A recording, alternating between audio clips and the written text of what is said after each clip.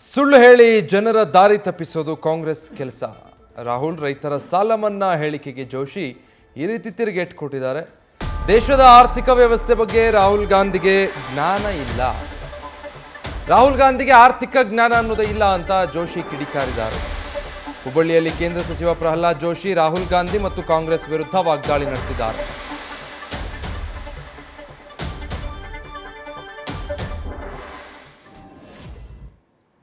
ಹಿಂದೆ 10 ವರ್ಷ ಇದ್ದಾಗ ಯಾಕೆ ಮಾಡಲಿಲ್ಲ, ಅದಕ್ಕಿಂತ ಮೊದಲು 50 ವರ್ಷ ಇದ್ದಾಗ ಯಾಕೆ ಮಾಡಲಿಲ್ಲ ಅಂದ್ರೆ ಕಾಂಗ್ರೆಸ್ ಪಾರ್ಟಿ ಸುಳ್ಳು ಹೇಳುವಂಥ ಪಾರ್ಟಿ ನಂಬರ್ 1.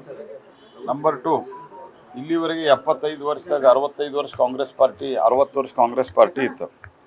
ಅದ್ರಾಗ ಒಟ್ಟು ಸಾಲ ಮನ್ನಾ ಆಗಿದ್ದು 65,000 ಕೋಟಿ ರೂಪಾಯಿ. ನಾವು ಕೃಷಿ ಸಮ್ಮಾನ್ ನಿಧಿ ಒಳಗೆ ರೈತರ ಅಕೌಂಟಿಗೆ ಹಾಕಿದ್ದು 3 ಲಕ್ಷ ಕೋಟಿ ರೂಪಾಯಿ. 3 ಲಕ್ಷ ಕೋಟಿ ರೂಪಾಯಿ. ಇವ್ರೇನು ಮಾತಾಡ್ತಾರೆ ಇವರು? ಜನಕ್ಕೆ ಸುಳ್ಳು ಹೇಳೋದು, ದಾರಿ ತಪ್ಪಿಸೋದು, ಏನಾದರೂ ಮಾಡಿ ಏನಕ್ಕೇನು ಮಾಡಿ ವಯನಾಡ್ದಾಗ ತಮ್ಮ ಧ್ವಜವನ್ನು ಬಿಟ್ಟವ್ರಿ ಇವರು ಎಷ್ಟರ ಮಟ್ಟಿಗೆ ಮಂದಿಗೆ ಮೋಸ ಮಾಡ್ತಾರೆ ಇವರು. ತಮ್ಮ ಧ್ವಜ ಬಿಟ್ಟು ಮುಸ್ಲಿಂ ಲೀಗ್ನ ಧ್ವಜ ತೊಗೊಂಡು ಹೋದಂಥವ್ರು ತಮ್ಮ ಧ್ವಜಕ್ಕೆ ಕಿಮ್ಮತ್ತಿಲ್ಲ, ಇವರಿಗೆ ತಮ್ಮ ಚಿಹ್ನೆಗೆ ಕಿಮ್ಮತ್ತಿಲ್ಲ.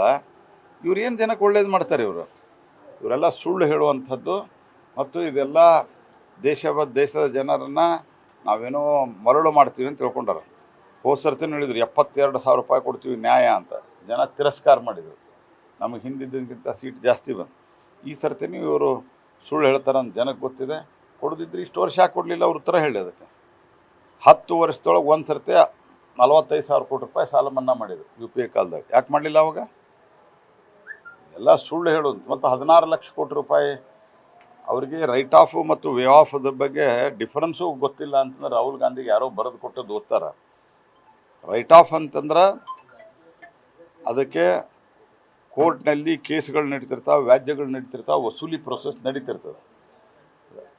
ವೇ ಆಫ್ ಅಂದ್ರೆ ಅವ್ರು ಪೂರಾ ಸಾಲ ಮನ್ನಾ, ಯಾರ್ದು ಒಂದು ನಯಾ ಪೈಸಾ ಇವತ್ತಿನವರೆಗೆ ಸಾಲ ಮನ್ನಾ ಯಾರು ಇಂಡಸ್ಟ್ರಿಯಲಿಸ್ಟದು ಆಗಿಲ್ಲ. ಇವರೇನು ಫೋನ್ ಮುಖಾಂತರ ವಿಜಯ್ ಮಲ್ಯಗೆ, ಆ ಚೋಕ್ಸಿಗೆ ಎಲ್ಲ ಇವ್ರ ಕಾಲದಾಗ ಲೋನ್ ಕೊಟ್ಟಿದ್ರು. ಅವ್ರು ನಾವು ಬಂದ ಮೇಲೆ ವಸೂಲು ಮಾಡ್ತೀವಿ ಅಂತ ಓಡಿ ಹೋಗ್ಯಾರ. ಅವ್ರನ್ನೆಲ್ಲ ಕರ್ಕೊಂಬರೋ ಕೆಲಸ ನಾವು ಮಾಡ್ತಾಯಿದ್ದೀವಿ.